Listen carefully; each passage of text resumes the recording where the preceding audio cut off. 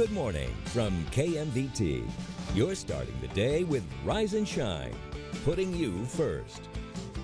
Good morning, Southern Idaho. It's Thursday, December 16th. And thank you for waking up with us here on Rise and Shine. And now let's take a look at your top stories. According to the UN, more than 1.5 million people have fled Ukraine as Russia continues its invasion. Russian news agencies are reporting that Moscow has agreed to a ceasefire around several cities this morning to allow for humanitarian corridors. It's unclear yet whether that is actually happening. Australian Prime Minister Scott Morrison is the latest world leader condemning Russia's actions in Ukraine. On Monday, Prime Minister Morrison called the invasion a, quote, wake-up call for Europe, and also criticized China for its neutral stance on Russia's actions.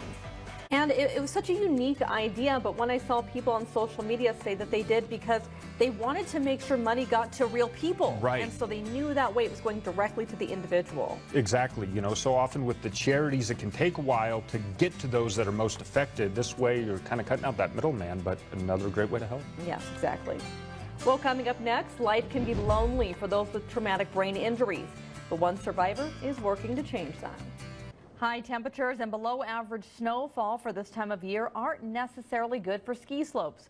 One area resort is dealing with abnormal weather patterns and is hopeful for the holiday season. Pomerel Mountain Resort was up and running for Thanksgiving weekend last year, but this year they are yet to open. Gretchen Anderson, the spokesperson for the mountain, says being open for Thanksgiving is like gravy, but not necessary for a successful season.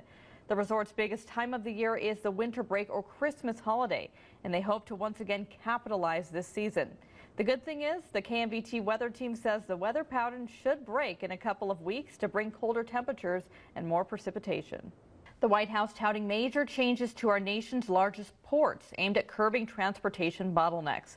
In today's Consumer Watch, Jen Sullivan has an update on what's being done to address the challenges as we head into the holiday season. Coming up, we'll have some of the videos that you don't want to miss from the past day. Stay with us for KMVT's Check This Out. I love Percy. I'm a porcupine fan, of course, so long as I'm not touching them. Yeah. But they are pretty adorable when they're a few feet away from me. Yeah, as long as their quills aren't up and you can, view them from a little bit of a distance, and you don't want to get anywhere near those quills. I'm jealous. Sometimes I wish I had some quills.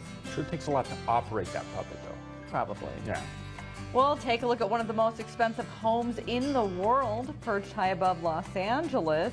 The 105,000 square foot home includes 21 bedrooms. You could have 10 bedrooms of your own, Lane. Yeah, that's crazy.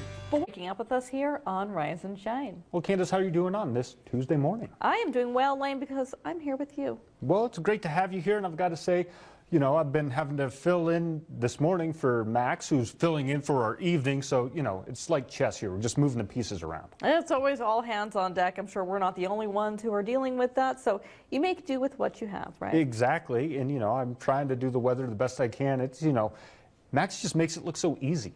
Well, you do a pretty good job, Lane. I just, pretend like I know what I'm doing over here. Well, then pretend to tell us the weather for today. All right. Well, as you take a look at our satellite radar, look at your full weather in a little bit. Candace? Well, it seemed pretty good to me, Lane. Let's take a look now at some of your local headlines.